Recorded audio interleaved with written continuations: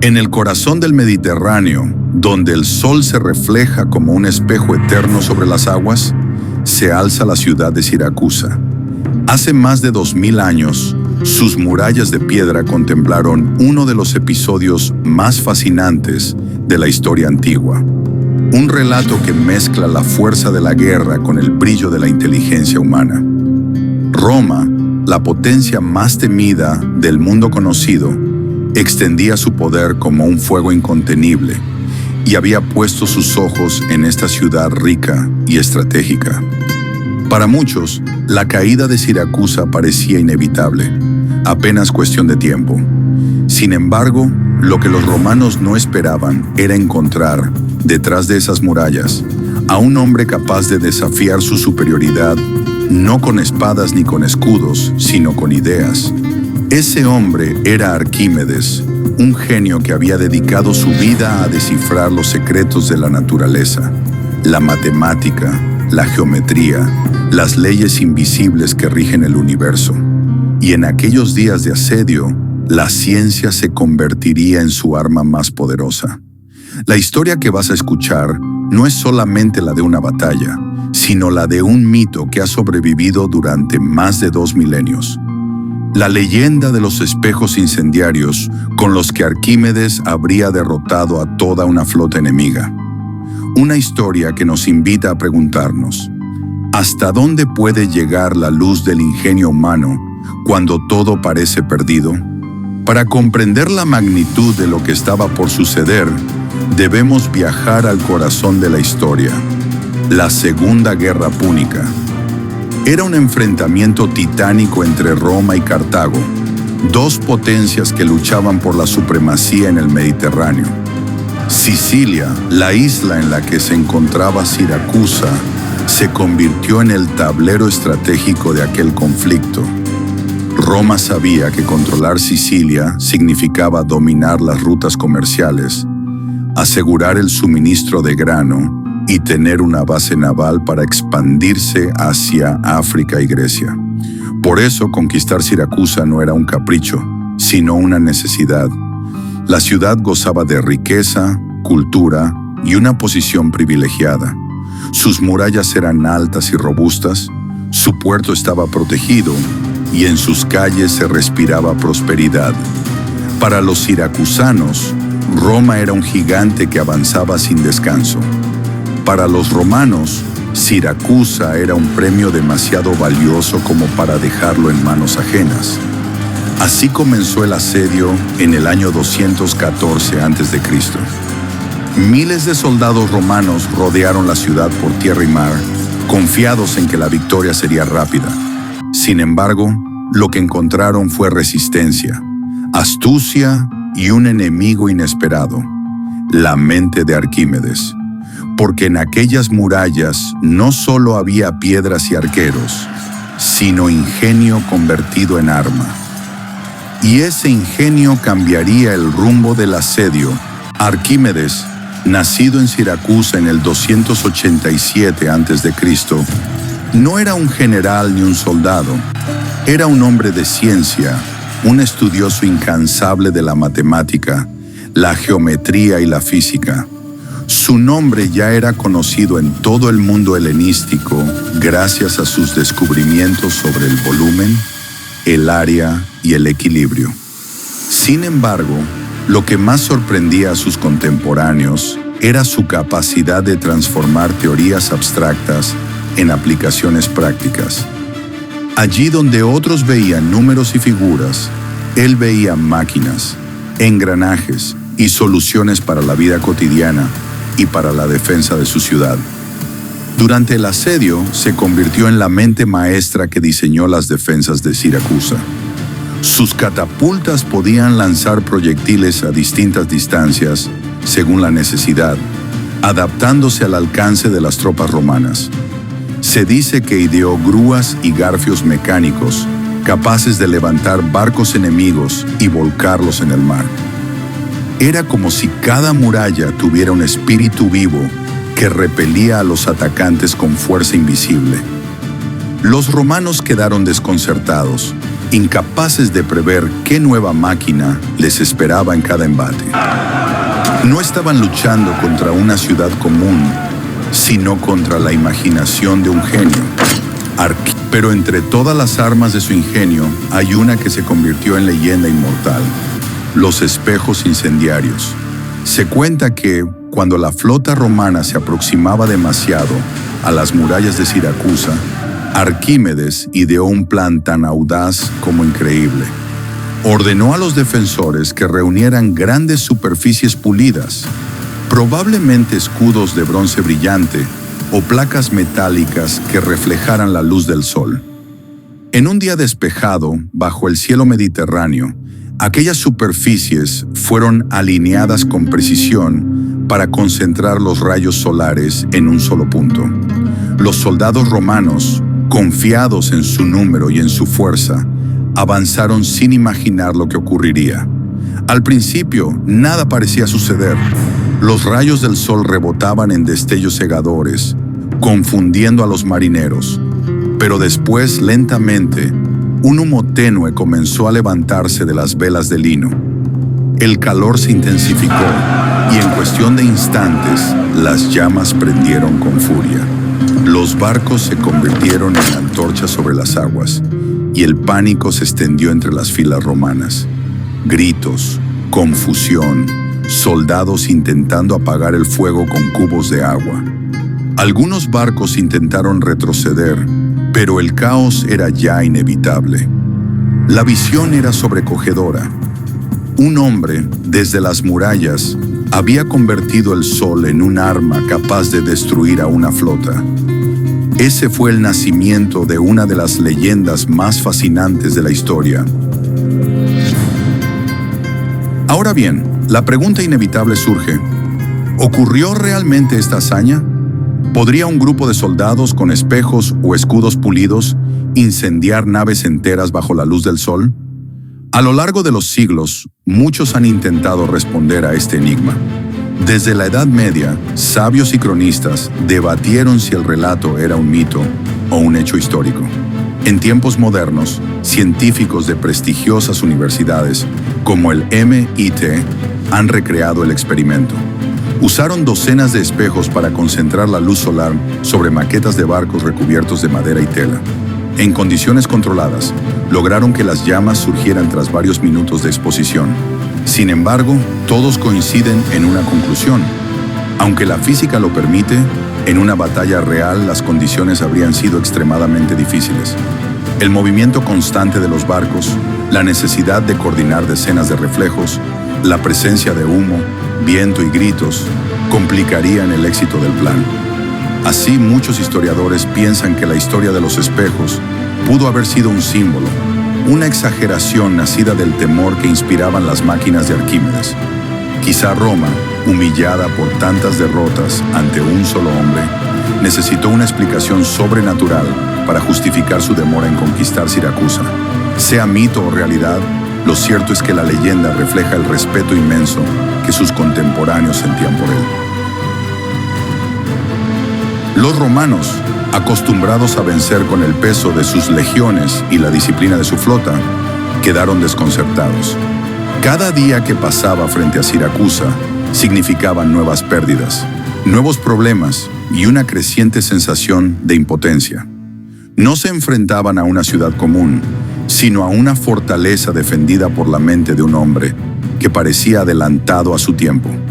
No era solo la historia de los espejos lo que los atormentaba.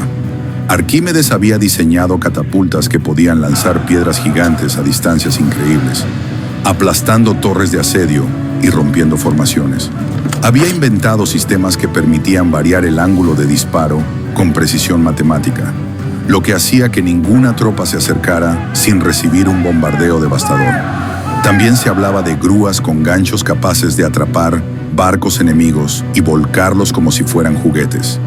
Los romanos no entendían cómo era posible que, con cada nuevo intento de ataque, los siracusanos siempre tuvieran una defensa inesperada lista para sorprenderlos. El prestigio militar de Roma estaba en juego, y con cada fracaso aumentaba la fama de Arquímedes como un genio imbatible. Para los defensores de Siracusa, él no era solo un sabio, era el guardián de la ciudad, un símbolo de esperanza que demostraba que la inteligencia podía resistir al poder más grande del mundo. Con el paso de los siglos, la historia de los espejos incendiarios fue narrada una y otra vez. Escritores de la antigüedad como Luciano de Samosata y Antemio de Tralles recogieron el mito, dándole nuevas formas y adornos.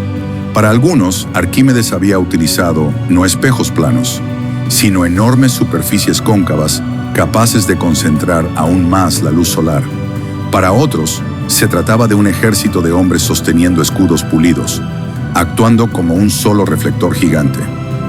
La verdad, como suele ocurrir en la historia, se fue difuminando entre el hecho y la leyenda. Lo importante no era tanto si había sucedido exactamente así, sino lo que simbolizaba.